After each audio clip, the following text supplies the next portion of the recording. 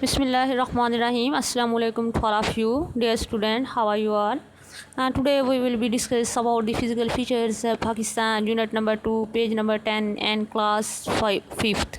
Class 5 आज जो है हम यूनिट नंबर 2 का स्टार्ट लेते हैं, इसको डिस्कस करेंगे।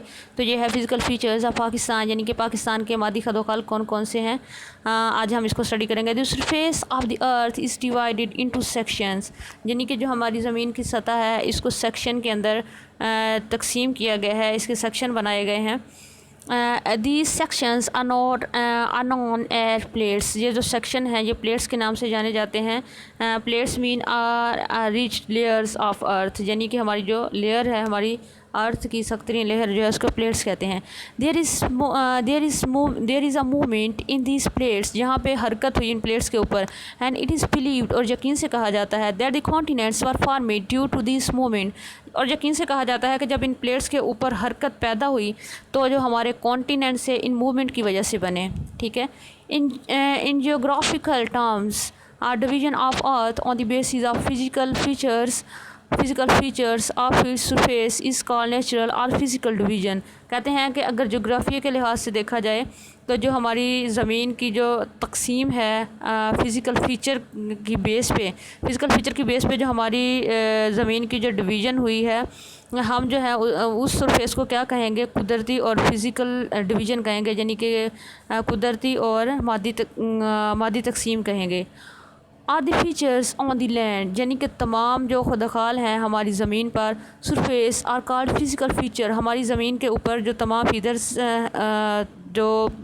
फीदर्स हैं, खुदखाल हैं, फ़ीचर्स जिसको कहना, फीदर्स नहीं, फ़ीचर्स जो हैं हमारी ज़मीन के ऊपर, उसको हम मादी खदोखाल कहते हैं। The lands of Pakistan is not the same according to its physical features, यानी कि हमारी जो पाकिस्तान की ज़मीन है वो बिल्कुल भी ऐसे सेम नहीं है जिस तरह के हमारे फ़िज़िकल फ़ीचर्स हैं। ठीक है। अब हमारी कैसी है लैंड, हम इसको पढ़ते हैं, स्टडी करते हैं। It is divided into 5 physical features. अब हम हमारी ज़मीन को 5 फिज़िकल, यानी कि मादी और तिब्बी खुदोखाल के लिहाज से 5 हिस्सों में इसको तकसीम किया गया है। इसकी जो तकसीम की गई है वो फर्स्ट है northern and north western mountain range, यानी कि शुमाली और शुमाल मगरबी पहाड़ी सिलसिले। पोटोहार एंड बलोचिस्तान प्लेट्यू, सतह मरतबा पोटोहार बलोचिस्तान। एलोवाइल प्लेन्स, यानी कि जो ज़रखेज़ मैदान है। डेजर्ट, सहरा। कोस्टल एरियाज, साहली एरिया, यानी कि जो साहली इलाके हैं। ठीक है। डेज़र्ट को वैसे रेगिस्तान पढ़ते हैं, यहाँ पे डेज़र्ट्स लिखा है। सहरा जो रेगिस्तान होते हैं डेज़र्ट्स, और सहरा भी इसको पढ़ते हैं। अब देखें नॉर्थर्न, फर्स्ट जो है हम उसको स्टडी करेंगे। फर्स्ट है northern and north western mountain range, यानी कि शुमाली और शुमाल मगरबी पहाड़ी सिलसिले कौन कौन से हैं। Himalayas and Karakoram are one of the world's highest mountain range which are located in Pakistan. अब देखा जाए तो जो हमारे हिमालय और कराकोरम के, वो कहते हैं जो हिमालय और कराकोरम जो हैं ये दुनिया के हाईएस्ट माउंटेन हैं, जो पहाड़ी सिलसिले हैं जो कि पाकिस्तान के अंदर वाक़ हैं।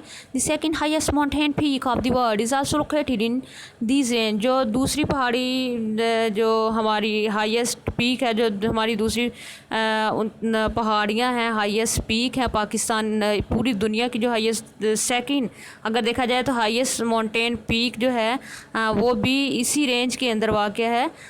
जो आगे देखें, Hindu Kush mountain range is lies in the north of Pakistan whereas Kirthar, Sulaiman and Safed mountain range are in the west of Pakistan.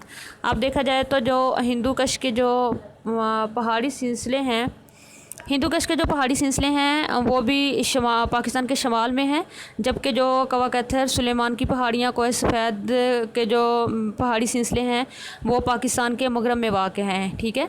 The peak of northern mountain range, अगर देखा जाए कि ये जो पहाड़ियाँ हैं, जो शुमाली पहाड़ी सिलसिले हैं, remains cover with snow in the winter, सर्दियों के मौसम में अगर देखा जाए तो कहते हैं कि ये जो शुमाली पहाड़ी सिलसिले हैं ये सर्दियों में जो है इनकी चोटियाँ जो हैं बर्फ़ से ढकी रहती हैं। इन समर्स, गर्मियों में स्नो मेल्ट, बर्फ़ पिघल जाती है। एंड दी वाटर, और जो पानी होता है, कमिंग फ्रॉम द माउंटेन्स, इन पहाड़ों से पानी आता है, गोस इनटू रिवर्स, यानी कि जब गर्मियों में बर्फ़ पिघल जाती है तो ये पानी जो है ये दरियाओं में चला जाता है। ठीक है, तो नेक्स्ट देखते हैं लाइफ इन दीज एरियाज़। अब इन एरियाज़ के अंदर हमारी लाइफ कैसी है, जो इन एरियाज़ के अंदर लोग रहते हैं उनकी कैसी लाइफ है, आइए हम इसको स्टडी करते हैं। अब है, इसको हम थोड़ा सा जूम कर लेते हैं, देखें। Life in these areas, the people living in these mountain areas are healthy and hard working. अब जो लोग इन एरियाज़ के अंदर रहते हैं वो बहुत ज़्यादा हेल्दी हैं और हार्ड वर्किंग हैं, मेहनती हैं। The tracks of this areas are not good, मतलब जो इस एरियाज़ के जो ट्रैक्स हैं वो बिल्कुल भी अच्छे नहीं हैं। ठीक है, and it's not that easy to travel, मतलब यहाँ इसके और इसमें वो कहते हैं कि और ना ही यहाँ पे जो है ट्रैवल करना आसान है, सफ़र करना आसान है। The roads are constructed by cutting the sides of the mountains, कहते हैं कि जहाँ पे रोड बनाए गए हैं जिस साइड से कटिंग हुई है पहाड़ों की, वहाँ उस साइड पे वो कहते हैं कि रोड जो है वो तमीर किए गए हैं। ठीक है, this areas have a beautiful